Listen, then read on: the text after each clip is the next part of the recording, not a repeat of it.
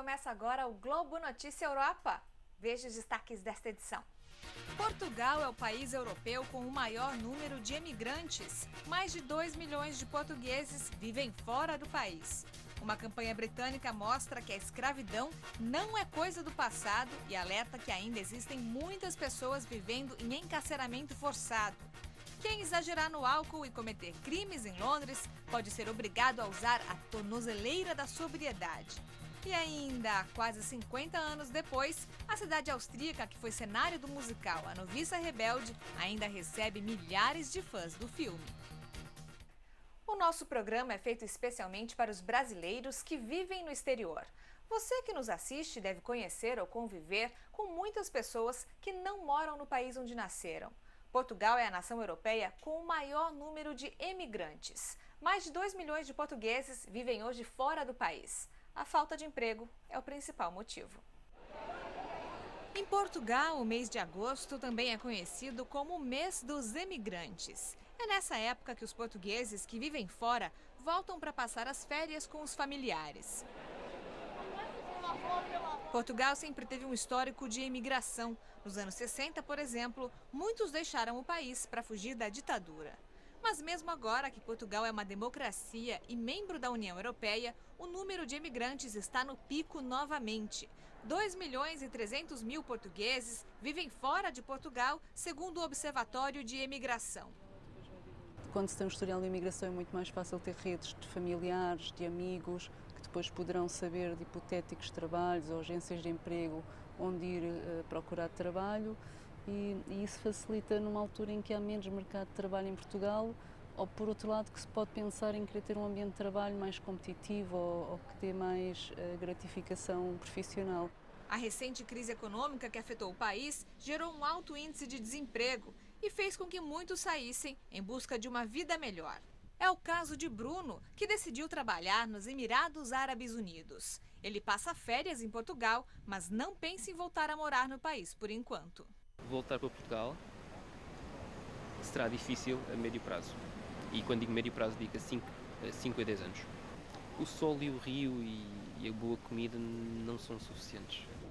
Para o secretário de Estado das Comunidades Portuguesas, só há uma forma de evitar o êxodo em massa.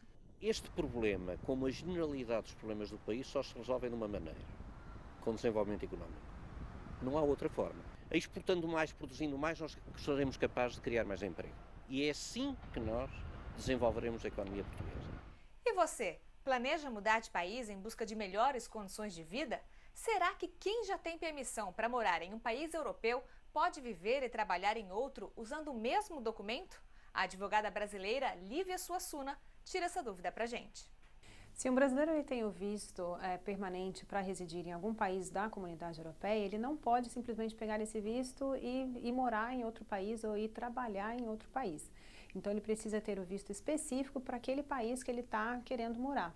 Então, por exemplo, se ele tem um visto um visto permanente, por exemplo, em Portugal, ele não pode vir com esse visto para trabalhar na Inglaterra, por exemplo, ou para trabalhar na Itália. Ele tem que ter o visto específico daquele país que ele está indo. E a mesma coisa em relação aos dependentes.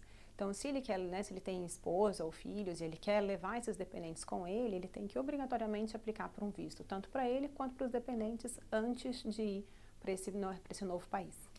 O governo britânico acaba de lançar uma campanha para alertar sobre o crescente problema de escravidão no país. A correspondente em Londres, Cecília Malan, tem os detalhes. Escravidão parece coisa de antigamente, mas não é. É um drama atual que o governo britânico tenta combater. Esse vídeo, que vai ser veiculado na TV aberta até outubro, chama a atenção para o encarceramento forçado, que pode envolver trabalho doméstico e sexo. A escravidão está mais perto do que você imagina, diz o narrador. Slavery is closer than you think. Só no ano passado, 1.746 vítimas foram identificadas na Grã-Bretanha, 47 vezes a mais do que em 2012. Nos aeroportos, agentes de imigração são treinados para reconhecer possíveis casos de tráfico humano. Às vezes a pessoa chega dizendo que vem a trabalho, mas não sabe dizer onde ou para quem vai trabalhar. São indícios, explica esse agente. O parlamento britânico estuda a aprovação de um projeto contra a escravidão moderna, o primeiro do gênero na Europa. Tudo indica que a proposta vai virar lei antes das eleições gerais de 2015, dando mais proteção às vítimas e mais poder de ação às autoridades. Cecília Malan, de Londres, para o Globo Notícia Europa. A Prefeitura de Londres adotou a tornozeleira da sobriedade. Pessoas que desrespeitam a lei enquanto estão bêbadas vão ser obrigadas a usar um aparelho que monitora o consumo de álcool. Para muitos, uma noitada não está completa se não houver bebedeira. Mas o consumo de álcool em excesso pode causar mudança de comportamento e instigar a violência e outros crimes. O prefeito de Londres, Boris Johnson, acha que tem a solução para o problema. Essa tornozeleira aqui. Tribunais de 4 bairros da capital britânica vão obrigar quem cometeu crimes relacionados à bebida a usar o equipamento por até 120 dias. O aparelho é trancado na perna do infrator e analisa o suor da pele a cada 30 minutos. As autoridades são avisadas se a pessoa voltar a beber. Queremos diminuir as reincidências de crimes relacionados ao consumo de álcool. Nos Estados Unidos, essa medida se provou eficiente, diz o prefeito. Esse aparelho começou a ser usado nos Estados Unidos 11 anos atrás. Ganhou ainda mais a atenção da mídia quando a atriz Lindsay Lohan foi forçada a usar um em 2007, depois de ter sido condenada por dirigir bêbada. Com base na informação dos aparelhos, os juízes podem reavaliar a liberdade condicional de algumas pessoas e mandá-las para a prisão.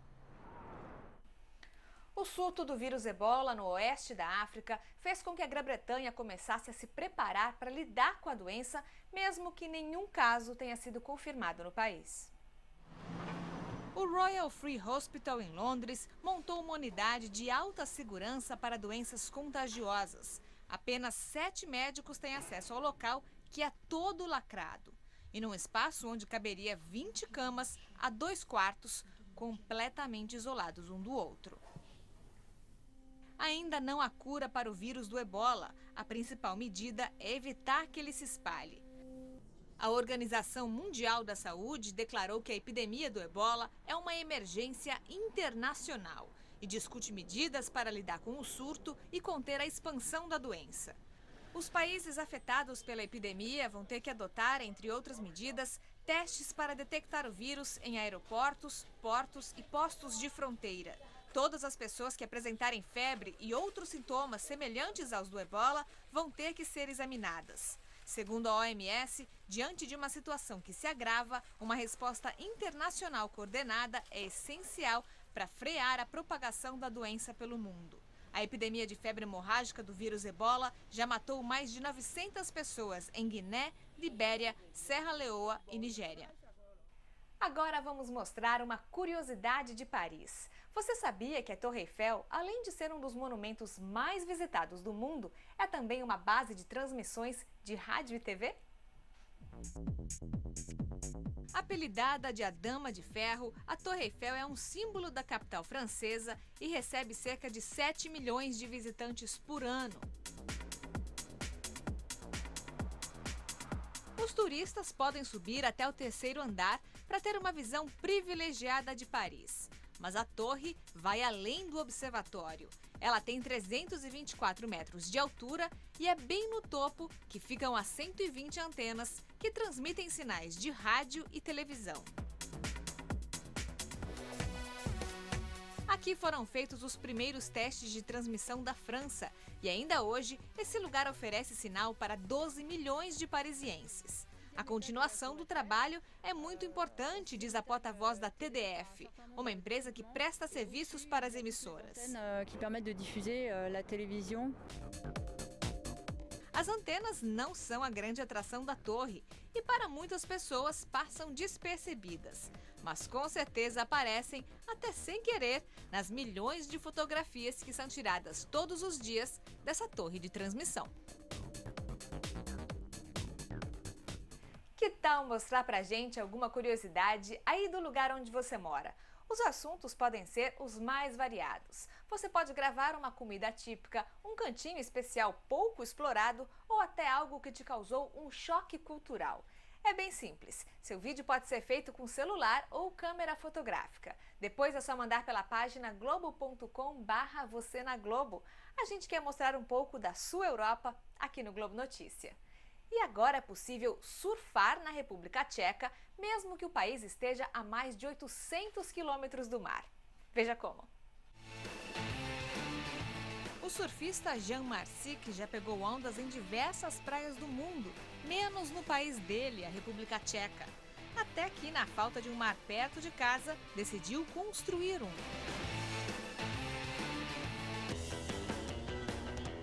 Chamou outros surfistas e, depois de um ano de tentativas, conseguiu criar ondas no rio Elba, na cidade de Brandis nad Labem, com a ajuda de um portão que libera a água.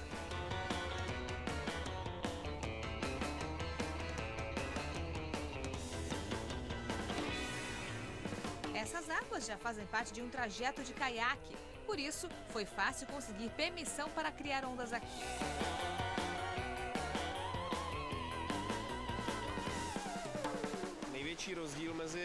A grande diferença entre surfar no rio e na praia não é só a água doce. No rio, a onda é estática, então é muito fácil, diz o inventor.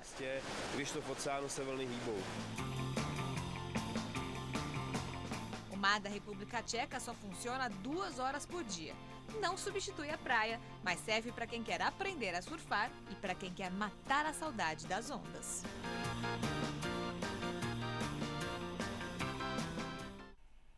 A cidade de Salzburgo, na Áustria, está muito associada à música. Foi lá que nasceu o grande compositor Mozart no século XVIII.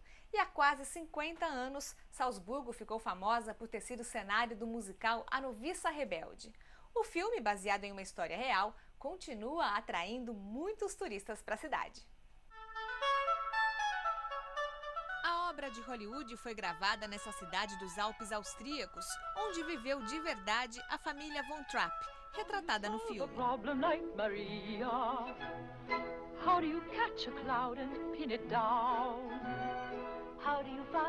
Uma freira largou o convento para ser governanta em uma casa com 7 crianças.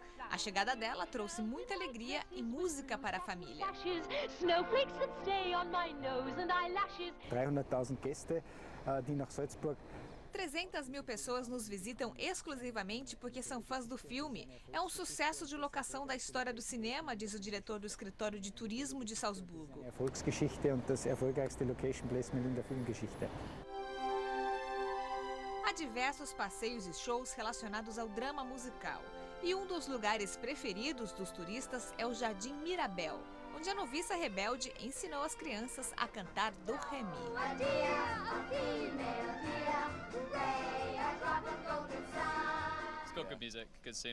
Se não fosse pelo filme, provavelmente eu nem visitaria essa cidade, diz esse britânico. E essa americana acrescenta que o musical tem algo que captura a atenção de todos. É mágico. No ano que vem, o filme completa 50 anos e Salzburgo está planejando muitos eventos de comemoração.